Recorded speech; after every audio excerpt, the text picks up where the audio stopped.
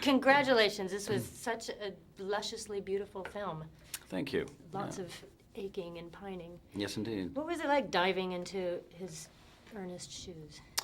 Well, I didn't dive, really. I kind of just plodded and waded my way through it very painfully, slowly, and felt, had never quite arrived at the critical point. The way the thing was structured was that there was 6 weeks of Scarlett being brilliant while I kind of waited in the wings and hoping that I wasn't going to let the side down when my turn came up.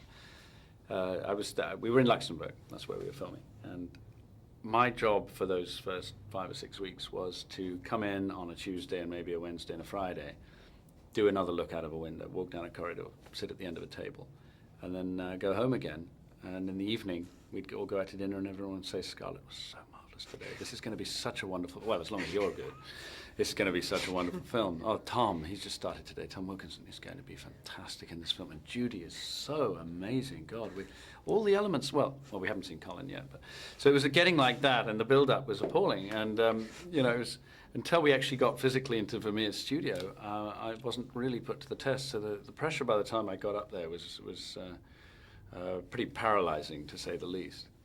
You didn't run around the set screaming, "It's all about me, it's all about me"? Inwardly, that is exactly what I was doing. Anyway, I have to say, though, walking onto that set and seeing it lit like a Vermeer painting made me pretty misty-eyed, and it was helpful, I think, to say the least. But it was a nerve-wracking day, and we shot a couple of crucial scenes in the studio, and a sigh of relief was heaved because they weren't total turkeys. I thought all the turkeys are still yet to come. And then we had a long Christmas break. So I just got started, up to speed, then it was Christmas. And then for certain reasons of location, there were 3 weeks of exteriors, which didn't involve me. So I was... You're like constantly on I was edge. back on the starting blocks again, and it's not, it wasn't even as if I could leave altogether because, no, we need you just to walk through that doorway and down the street. So it all happened again in the last 10 days of all, and it was crammed in at the end and incredibly intense, I would have to say, up from where we stood, just for all of us. That we're talking about, piercing of the ears, scenes that are actually not in the film. Lots been cut, and we just emerged. Blinking in the light, really, and thinking, well, that's what the real world looks like. What in the last 10 days was enjoyable about being Vermeer, if anything?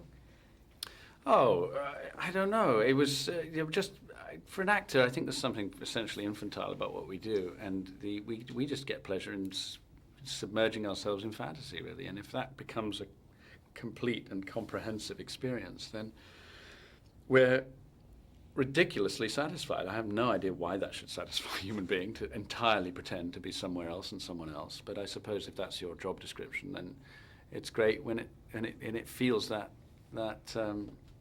convincing to oneself and that thorough.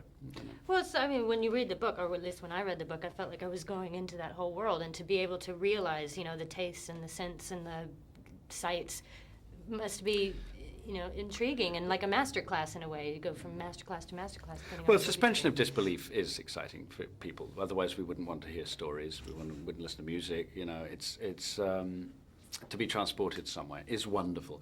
For most people, it's recreational and in their spare time. For us, we make it's what we do when we go to the office.